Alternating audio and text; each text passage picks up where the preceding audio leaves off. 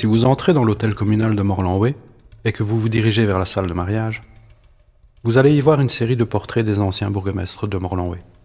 Tous, sauf celui d'Adam Joseph Paris. Premier bourgmestre de la Belgique indépendante, élu le 30 septembre 1830 à l'âge de 76 ans. Où se trouve le portrait de cet homme qui a été décoré de la croix de fer par Léopold Ier, roi des Belges? Personne ne le sait, et le mystère reste entier à ce jour. Son visage ne figure sur aucun tableau, sur aucune gravure, ni dans aucun livre d'histoire. Parmi toutes les archives de ce siècle, la Belgique ne conserve de lui aucune représentation. Rien. Mais si nous n'avons aucune image d'Adam Joseph Paris, nous connaissons au moins quelques traits de sa personnalité grâce aux rares informations biographiques qui nous sont parvenues. Nous savons qu'il était médecin de formation et qu'il est parti à Saint-Pétersbourg en Russie. Pourquoi la Russie?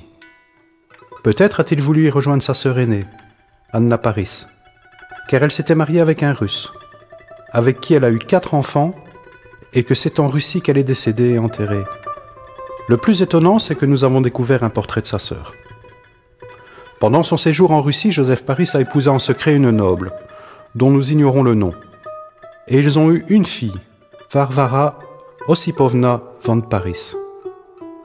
Mais suite à des pressions familiales, émanant surtout de la famille de son épouse, leur mariage a été annulé, et Adam Joseph Paris a été contraint de revenir en Belgique, plus précisément à Morlanway. Plus tard, il s'est remarié avec Thérèse Leutner, et ils habitaient rue de la Chanette, aujourd'hui rue Julien Weiler.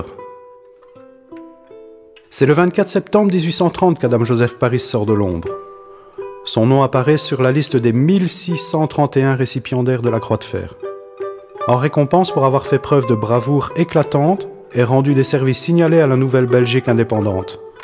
En confrontation directe avec Nicolas Warroquet, qui, à l'époque, dirigeait la commune et hésitait face au mouvement indépendantiste mené contre le roi des Pays-Bas, Guillaume Ier d'Orange. Joseph Paris prit les devants et organisa une collecte auprès de la population de Morlanway. Il envoya ainsi à Bruxelles une cargaison de 1473 pains, 12 kilos de linge et de l'argent. Il réunit également 19 volontaires à ses propres frais pour rejoindre la future capitale. Le pari de Joseph Paris s'avéra gagnant. La Belgique devint un royaume indépendant, Nicolas Warroquet démissionna de ses fonctions et Joseph Paris fut élu bourgmestre.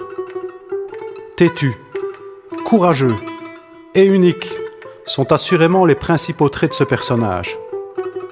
Une barbe blanche, corpulent, des petits yeux bleus, agité, c'est comme cela que je l'imagine, avec un sourire en coin, défiant, enfantin, comme s'il nous disait « Trouve-moi si tu peux ».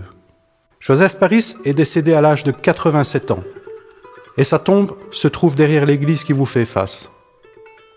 Les recherches menées pour trouver son portrait se poursuivent. Si vous avez une information ou la moindre piste, n'hésitez pas à nous contacter.